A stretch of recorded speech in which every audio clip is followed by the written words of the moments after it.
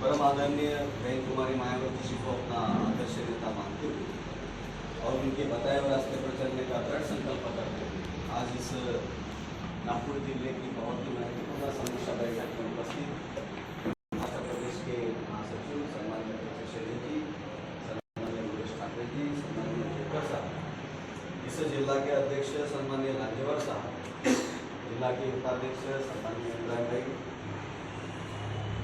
State के प्रदेश media प्रभारी सम्माननीय उत्तम शौर्य जी, सम्माननीय कोषाध्यक्ष हमारे गुजर साहब, प्रभारी जिला के तपेश पाटिल जी, सम्माननीय भवसाहेब मेडाम जी, सम्माननीय राहुल सोपत्य जी, इस जिले के महासचिव सम्माननीय कांग्रे साहब, जिले के प्रभारी सम्माननीय डॉक्टर जी और खेड़े भाई, हमारे मार्गदर्शक सम्माननीय निकोसे जी, सम्माननीय विश्राम साहब, सभी हमारे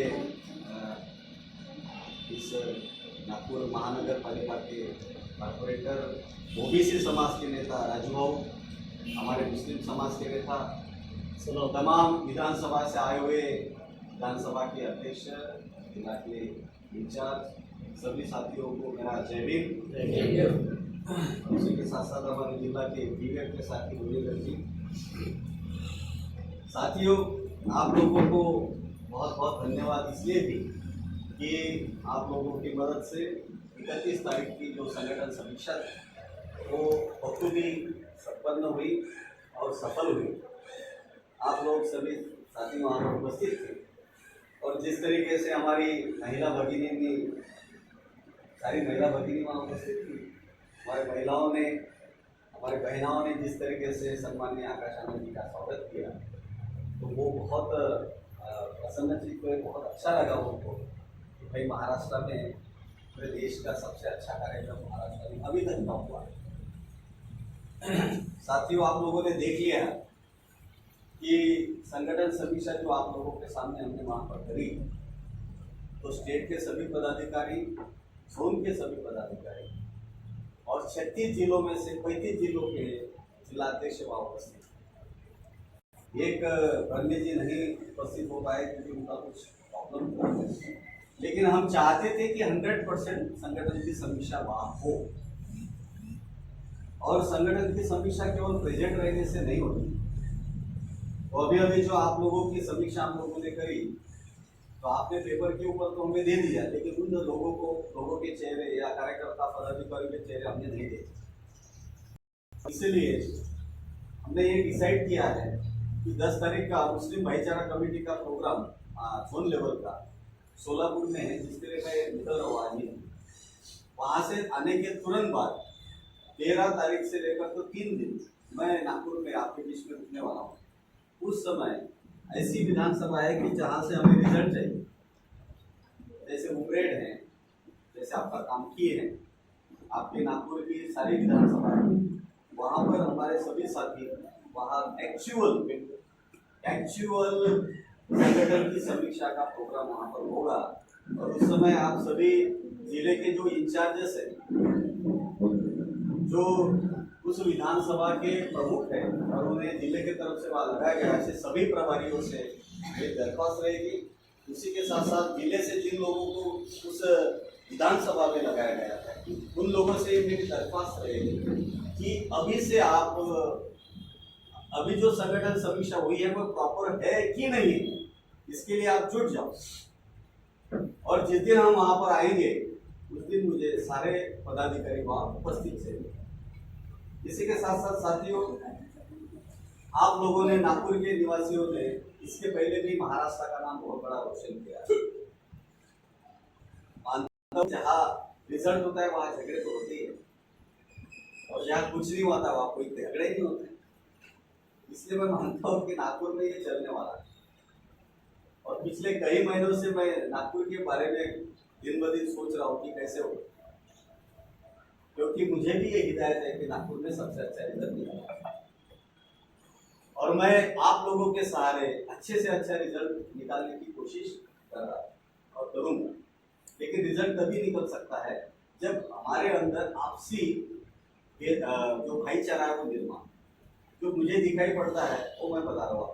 आप लोगों में आपसी भाईचारा नहीं है, पदाधिकारियों में भी आपस में मनमुटाव है, कहीं कम्युनिकेशन नहीं है, आपस में कॉम्बिनेशन नहीं है, तो इससे रिजल्ट नहीं आएगा। और रिजल्ट नहीं आएगा तो ठीक है, बीइंग प्रेसिडेंट ऑफ महाराष्ट्र मुझे तो गाली पड़ेगी ही पड़ेगी, नो प्रॉब्लम, लेकिन आप लोगों की इज्जत जाएगी। ध्यान रखना, मैं तो यहाँ से दूर रहता हूँ 113 किलोमीटर, मुझे क्या फर्क पड़ेगा, मैं गाली सुन लूंगा। मैंने तो कोशिश कर ली, राजाराम साहब मैंने तो बहुत कोशिश कर ली, लेकिन ये लोग एक दूसरे के टांग में टांगी अड़ाते हैं, तो क्या करें भाई, है ना। लेकिन बहुत ज्यादा टांग अड़ाने लगोगे तो मैं आपको आज बता रहा हूँ, मेरे पास 20 प्लान तैयार है। मैं आपको हर बार बताते रहता हूँ कि मैं केवल ऐसे डायरेक्ट जिस तरीके से आपको लगता है उस तरीके से काम नहीं करता।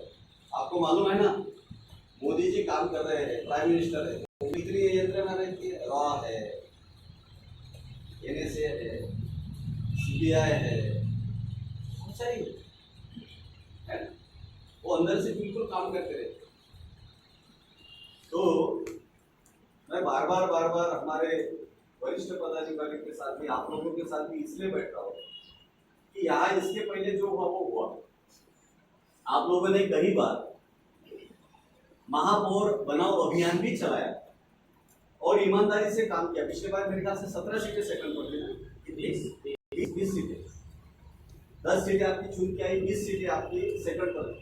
यदि आपने और हमने मिलकर यदि ईमानदारी से अच्छी तरीके से काम किया, देखो आज मैं डिक्लेयर कर रहा हूं कि मैंने किसी की सीट डिक्लेयर की नहीं है।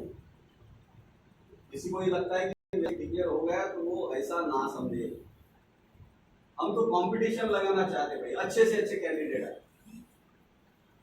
बराबर है, जिससे हमारे नागपुर का नाम रोशन हो।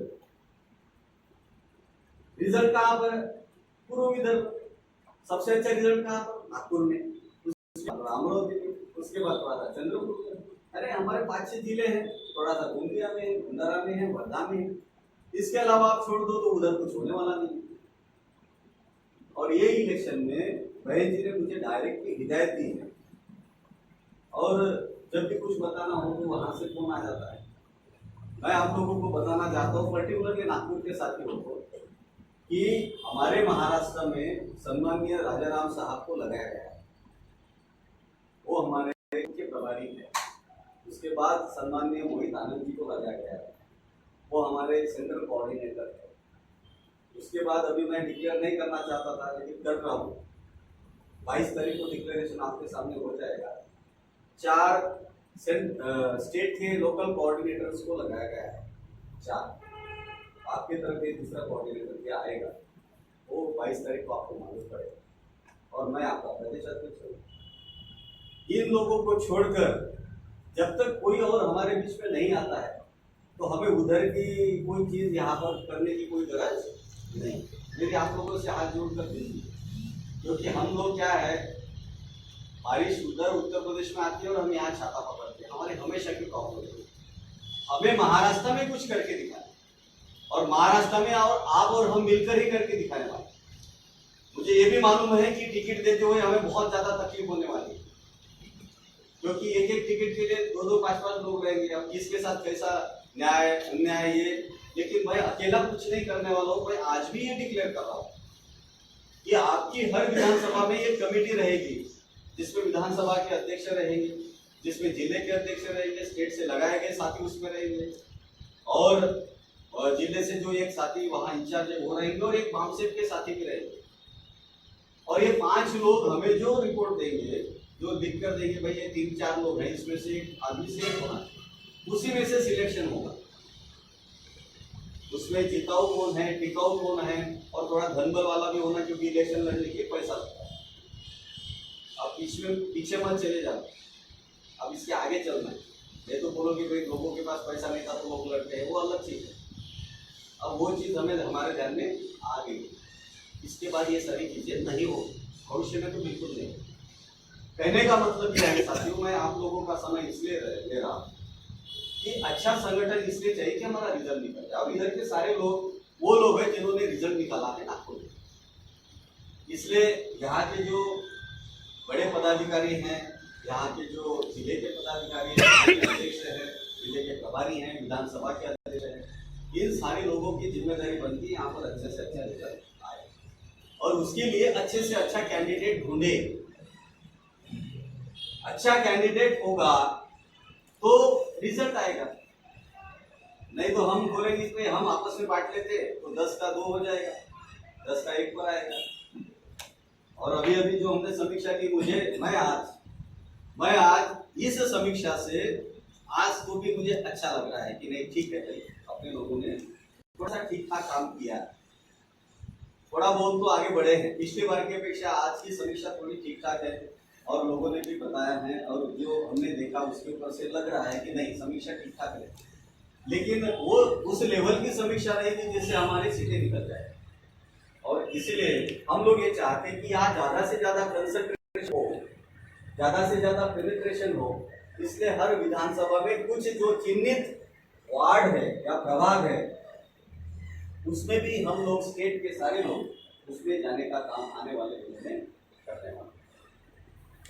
ऐसा करते समय आपस में भाईचारा बनाओ, मैं इतना ही बोल सकता हूँ, आपस में बंधुभाव रखो, ये मैं आपको बार बार बता रहा हूँ क्योंकि आप ही लोग रिजल्ट निकालने वाले हो। अगर आप लोगों के बीच में बंधुभाव नहीं रहा और यदि आप ऐसे ही रहे तो मैं आपको बता रहा हूँ, मैं यहाँ पर किसी और को इंचार्ज बना के नहीं दूँ कि यहाँ का कोई भी आदमी इंचार्ज नहीं हो। मैं आज आपको बता रहा हूँ कि मेरे मन में मेरे पास ये प्लान भी है, मेरे पास ये प्लान भी है और वो आदमी भी मेरे पास तैयार है जिसको लगाना। और फिर वो डंडा लेके आपके पीछे लगेगा तो फिर आप बोलेंगे अभी ठीक नहीं होगा।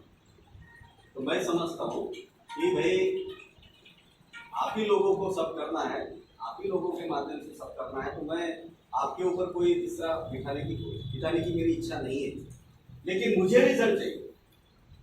और पर्टिकुलरली नागपुर में 6 ग्रामीण की और 6 अर्बन की है और जब यहाँ पर जिला परिषद में भी काफी रिजल्ट अच्छा आया था इसके पहले, तो इस बार हम लोगों ने ये सोचा है कि 288 विधानसभा है तो कम से कम हम 200 जिला परिषद के ऊपर कंसंट्रेट करें और उसमें से 100 जिला परिषद हम चुन के लाए।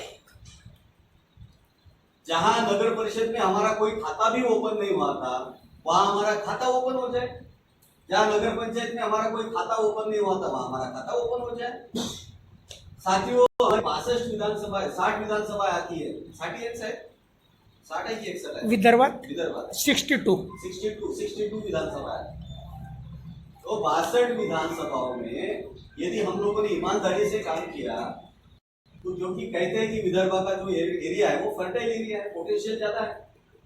आपने 62 विधानसभाओं में 50 भी जिला परिषद की सीटें चुनकर ले आए, तो मैं समझता हूँ यहाँ के मनुवादी लोगों के पैर के नीचे की जमीन खिसक जाएगी। और इलेक्शन में साम दाम दंड भेद बहन जी बोलती है तो उसका वापर करो।